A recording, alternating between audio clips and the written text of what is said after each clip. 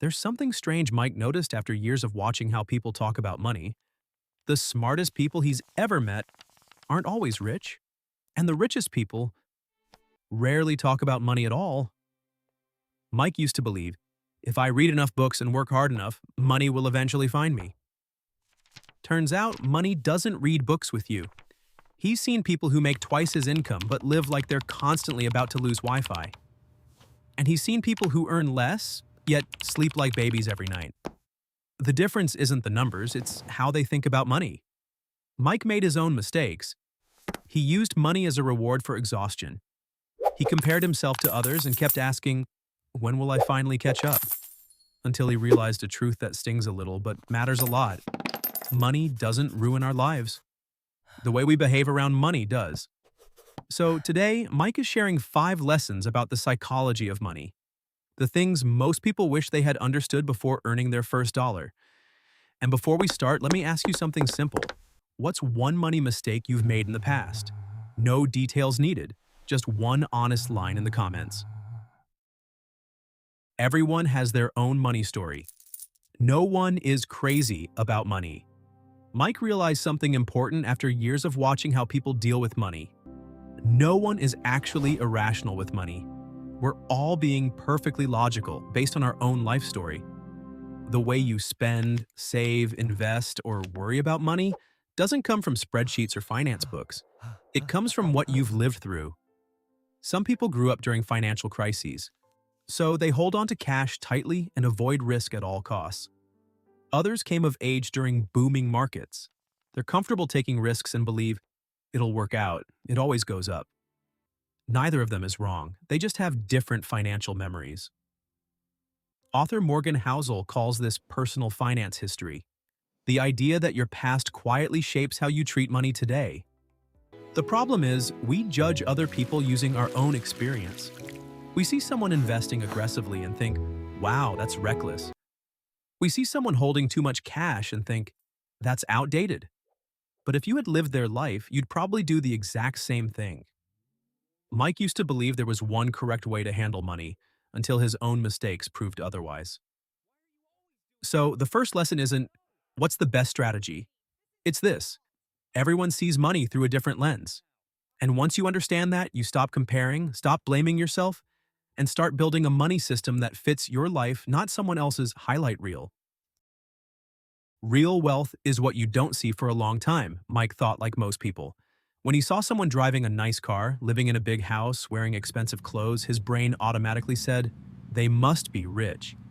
And honestly, that's not his fault. Society teaches us that. Advertising teaches us that. Social media teaches us that rich means looking rich. Until Mike looked closer. He once read about a man named Ronald Reed, a janitor, a repairman, old car, worn clothes. So quiet that even his neighbors thought he had nothing. When he passed away, people discovered he had left behind over $8 million. No lottery, no big business. Just decades of investing consistently, living below his means, and being patient. That story stopped Mike. Then he thought of the opposite example. A former investment banking executive. Big house, luxury cars, expensive lifestyle. At one point earning over $500,000 a year, he still ended up bankrupt. That's when Mike realized an uncomfortable truth. What we see is usually spending, not wealth. An $80,000 car is money that already left the account. A big house usually comes with a 30-year mortgage. Luxury vacations are bills, not assets. They look rich, but they tell you nothing about what's left. Mike noticed people around him. Some upgrade their car every 3 years but don't have $5,000 saved. Others drive a 10-year-old car but could survive 12 months without a job. And the lesson became clear: wealth is what you keep, not what you show. Savings aren't impressive. Investment portfolios are invisible. A 6-month emergency fund doesn't photograph well. But those boring things decide whether you panic, whether you can walk away from a bad job, and whether you sleep at night. Mike changed how he defined wealth. Being rich isn't about what others think of you. It's about how many options you have when life changes. A $10,000 savings account won't impress anyone, but it can buy calm, reduce fear, and stop you from making desperate decisions. Mike always tells beginners one simple thing: don't try to look rich, try to be safe. Living slightly below your income isn't losing, it's how you buy freedom. And the paradox is this: truly wealthy people rarely feel the need to prove it. Lesson 3. Knowing enough. Why more money doesn't always mean more happiness. For a long time, Mike believed a very common equation. More money meant less stress, and less stress meant more happiness. It sounded logical. Most people believe it. Mike set clear milestones for himself. When I earn a certain amount, I will feel secure. When I save enough, I will finally relax. When I reach that final goal, I will stop pushing. But something strange kept happening. Every time Mike hit a goal, the feeling of enough lasted only a few weeks. Then a new number quietly appeared in his mind. Higher, further away, harder to reach. And without realizing it, the race started again. Mike once had a colleague who had enough savings to live for 5 to 7 years without working. Not flashy, not luxurious, but safe. Still, it was not enough for him. He put most of that money into a project with huge upside, high risk, big promises. Mike still remembers him saying, "If this works, I will finally rest." It did not work. The money disappeared. And so did the peace. That was when Mike learned a hard truth. Most people do not lose because they lack money. They lose because they do not know when to stop. Mike once read about Jordan Belfort, known as the Wolf of Wall Street. At one point, he made nearly $50 million a year, far beyond what any normal life requires. Still, it was not enough. Not to live better, but to avoid feeling like he was losing the comparison game. The cost of that mindset is well known.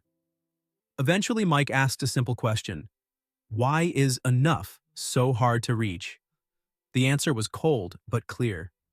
Our expectations grow faster than our income. When we earn more, we raise our lifestyle. And we end up feeling the same pressure. More money often brings more stress, more risk, and more to lose. Mike came to a simple formula: happiness equals results minus expectations. If your results grow by 10%, but your expectations grow by 30%, you will still feel behind. Knowing what enough is does not mean living small. It means knowing which game you are playing. Are you earning for safety, for freedom, or to win a comparison that never ends? Everything changed when Mike asked himself, if I stop here, does life actually get worse? The answer was no. He was fine. And more importantly, he was less afraid. Mike always tells beginners this: the biggest risk is not earning too little. The biggest risk is never knowing what enough is.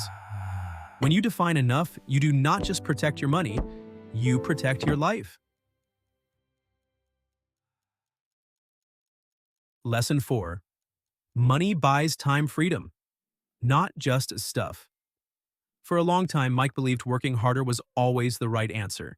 More overtime, more responsibility, just a little more money. He kept telling himself, work harder now, life will be easier later. But later kept moving further away. Some nights, Mike came home late. Cold dinner, family already asleep. His bank balance went up, but his time didn't. Then he thought about a former boss. The man made a lot of money, really a lot. But he worked nearly 60 hours a week. Phone always on. Weekends are never quiet. At 50, he quit. Not because he was richer than everyone else, but because he was exhausted. He told Mike something he never forgot. If you have money but no time, then money owns you. After retiring, his income dropped. But for the first time in years, he slept well, ate real meals, and knew why he woke up each day. That's when Mike understood something important. The true value of money isn't how much you have, it's the choices it gives you.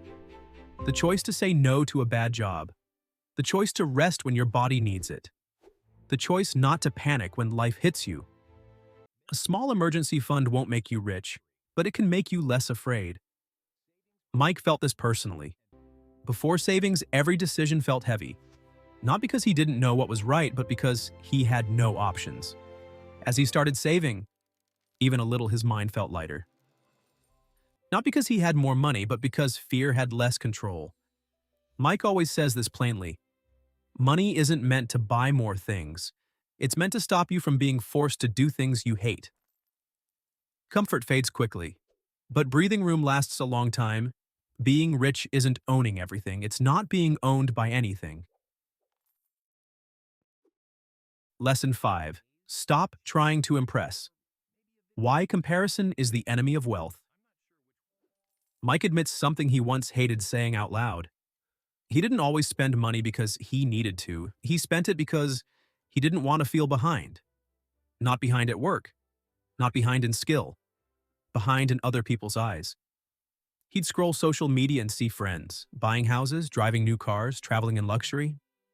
Even though he knew social media shows only highlights, a quiet thought still appeared. Where am I in this race? Sometimes Mike bought things not because he wanted them, but because he feared the looking like he was falling behind. One day at a red light, a bright red Ferrari pulled up beside him. For a moment, Mike thought, that guy must be successful. Then something strange happened. He realized he wasn't thinking about the driver. He was imagining himself in the car. And Mike laughed. Because if he were in that Ferrari, everyone else would do the same thing. They wouldn't think about Mike. They'd think about themselves. That's when he understood the paradox. We spend money to impress people who aren't actually paying attention to us. Mike remembered buying an expensive watch once. He thought it would make clients respect him more. Reality? No one noticed. No one cared. Clients only cared whether he was reliable and whether he did good work. The watch didn't earn respect. It just drained his account. Mike began to notice something else. The people trying hardest to impress others are often the most financially anxious. Comparison causes us to raise our lifestyle too fast, spend beyond our means, and feel like we're never enough. There's no finish line. Someone will always have more. Everyone is playing a different money game. Different backgrounds, different goals, different rules. Comparing yourself to others is like playing chess where each player follows a different rule book. No one wins that way. When Mike stopped comparing, life felt lighter. Not because he earned more, but because he stopped spending to prove something. He began asking better questions.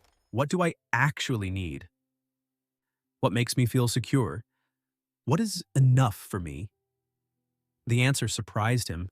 Not nicer cars, not more expensive things, just less worry.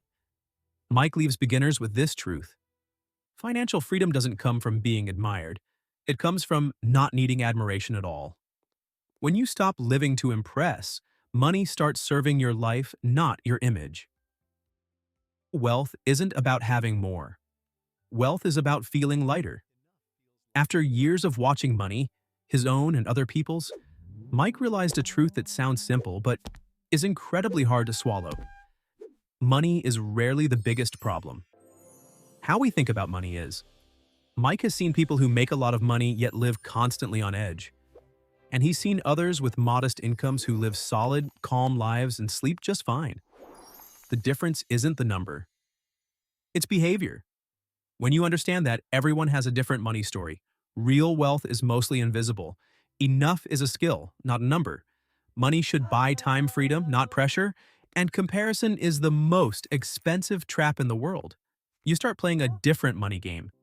Not a game of showing off, not a game of racing, but a game of building a sustainable life with less fear. For Mike, the most important moment wasn't when he made more money. It was when he became less afraid of money, less afraid of losing his job, less afraid of falling behind, less afraid of never feeling enough. From that point on, money stopped being the boss. It became a tool to slow down, choose more carefully, and avoid making decisions in panic. Mike doesn't believe everyone needs to be rich, but he does believe everyone deserves financial peace. Because in the end, you don't win the money game by having more than others. You win when money no longer controls your life. And when that happens, you don't just have money, you have freedom. If money suddenly disappeared, what's the first thing you'd want to buy back? Time, sleep, or peace of mind? Comment just one word. Mike reads them all.